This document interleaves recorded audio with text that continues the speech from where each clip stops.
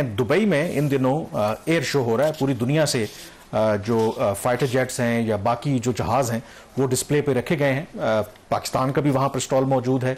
India भी air force जो है वो अपने जो भी उनके जहाज़ वगैरह वो डिस्प्ले कर रहे हैं। लेकिन आज वहाँ से जो खबर आई है, मेरे ख्याल में मई में जो एक सेटबैक इंडिया को मिला था, पाकिस्तान और इंडिया के दरमियान जो जंग हुई थी, और आज जो खबर आई है तो उससे आप क्लियरली अंदाज़ा कर सकते हैं कि बेशक जितना मर्जी उनका बजट इंडिया का है, लेकिन व्हेन इट कम्स टू उनकी जो डिफेंस कैपेबिलिटीज़ हैं या उनके जो पायलट्स वगैरह हैं, काफ़ी ज़्यादा उनके ऊपर क्वेश्चंस हैं। क्योंकि जो दुबई एयर शो में वहाँ पर एक करतब दिखाते हुए जो उनका जहाज़ था तेजाज, ये लोकली जो इंडिजिनसली मेड इंडिया का जहाज़ है जिसको वो रिप्लेस करना चाह रहे हैं MiG-21 जो रशियन मेड था, और ये वही MiG-21 है जो 2019 में अभिनंदन जो है वो उड़ा रहे थे और उसको पाकिस्तान ने मार गिराया था, तो उसको ये रिप्लेस करना चाहता है। और जब इस तरह का एयर शो होता है तो एक पूरी दुनिया की नज़र होती है, आप मार्केट कर रहे होते हैं अपनी प्रोडक्ट को, तो मेरे ख्याल में इससे बड़ा सेटबैक हो नहीं सकता कि एक आप चीज़ दुनिया को दिखाने के लिए मार्केट कर रहे हैं और पूरी दुनिया के सामने वो जो जहाज़ है वो क्रैश कर जाए। और अभी तक की जो इतलात आ रही हैं कि शायद जो पायलट हैं वो भी इजेक्ट नहीं कर सके, तो it's a serious setback and questions कि जो भी वहाँ पर उनकी जो डिफेंस कैपेबिलिटीज़ हैं भारत की जो है। देखिए, काफ़ी अर्सा से ये भारत को इस तरह के धचके जो हैं वो लग रहे हैं और काफ़ी सीवियर किस्म के लग रहे हैं। आपने भी बात करते करते चुटकी काट दी, 2019 के वाक़े का MiG-29 का जिक्र कर दिया, जिसको MiG-21 का जिसको उड़ते हुए ताबूत भी कहा जाता है कि अब उन्होंने ग्राउंड कर दिया। अब उन्होंने इसको ग्राउंड कर दिया, लेकिन जो उसकी रिप्लेसमेंट उसमें भी इश्यूज आ रहे हैं। Yes, it's a serious setback, और मेरा ख्याल है कि अभी भारत को बहुत काम करना है इस चीज़ के ऊपर कि उसकी जो टेक्नोलॉजी है वो पाकिस्तानी टेक्नोलॉजी को मैच कर सके। वो एविडेंस आपको मई में भी मिल गया था।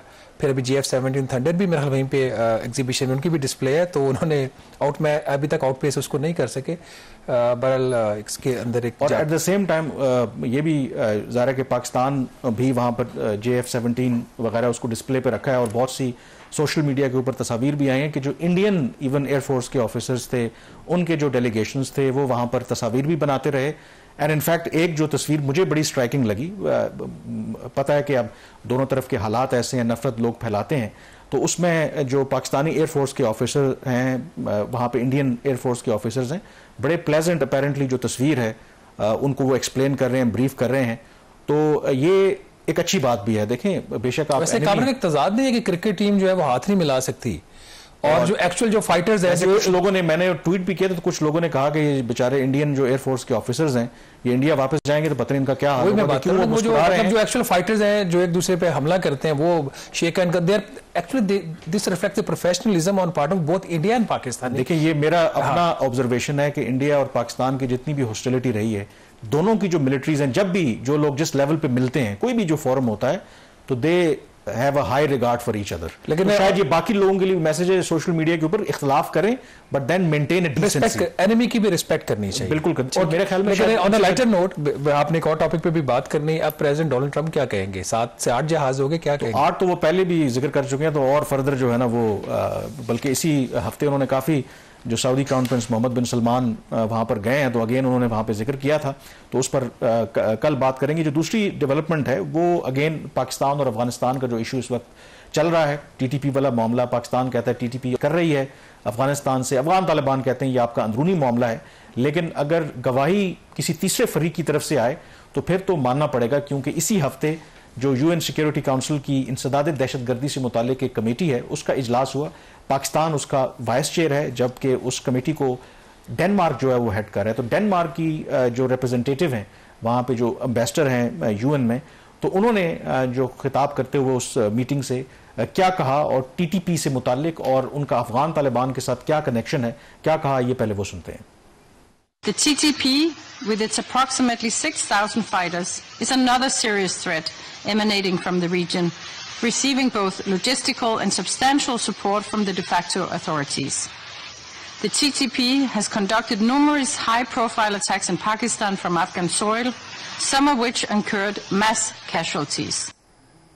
जी, डेनमार्क की जो एम्बेसडर हैं UN में, और वो चेयरपर्सन भी हैं इस वक्त जो UN सिक्योरिटी काउंसिल की इंसदाद दहशतगर्दी से मुतालिक कमेटी है, और क्लियरली वो ये कह रहे हैं कि कैसे Afghan de facto authorities support करती हैं टीटीपी को और टीटीपी ऑपरेट करेगी। अब अगर इसके बाद भी अफगान तालिबान ये कहते हैं कि टीटीपी वहाँ से ऑपरेट नहीं कर रही तो क्या किया जा सकता है? तो क्लियरली यहाँ पर अगर आप देखें तो पाकिस्तान का जो स्टांस है वो विंडिकेट हुआ है। इसमें पाकिस्तान के जो नुमाइंदे थे उन्होंने भी बात की है और जो जिस तरीके से दहशतगर्दी का पाकिस्तान शिकार है उसका जिक्र किया। एंड मोर इम्पॉर्टेंटली जो टीटीपी की तो बात हम कर ही रहे हैं, जो क्या कहते हैं बलूचिस्तान लिबरेशन आर्मी है और जो मजीद ब्रिगेड है, इसको मजीद ब्रिगेड को हाल ही में अमेरिका ने दहशतगर्द जो तंजीमें उनकी फहरिस्त में शामिल किया था, लेकिन इनकी यूएन सिक्योरिटी काउंसिल की जो एक लिस्ट है उसकी लिस्टिंग नहीं हुई।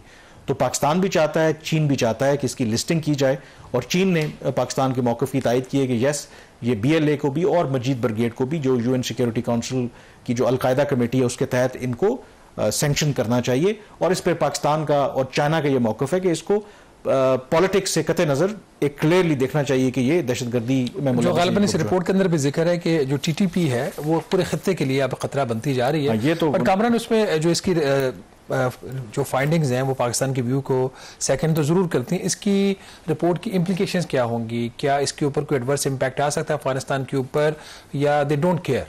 देखें, ऐसा तो नहीं है कि दे डोंट केयर। एक तो उनको अभी भी इंटरनेशनल लेजिटिमेसी का जो इशू है, और ये जब आप कोई भी अपना जो केस प्लीड करते हैं तो इसी तरीके से जो डिप्लोमेसी होती है ओवरनाइट तो तब्दीली नहीं आती, लेकिन आप अपना केस बिल्ड करते हैं और पाकिस्तान अपना केस बिल्ड कर रहा है। और कल भी मेरी पाकिस्तान के एक सीनियर एहलकार से बात हो रही थी कि हमारी क्या हिकमत अमली है, तो उन्होंने यही कहा कि अब वो जो हमारी पॉलिसी थी ना कि हम तालिबान को अपीज करते थे या उनको कन्विंस करते थे, वो दौर गया।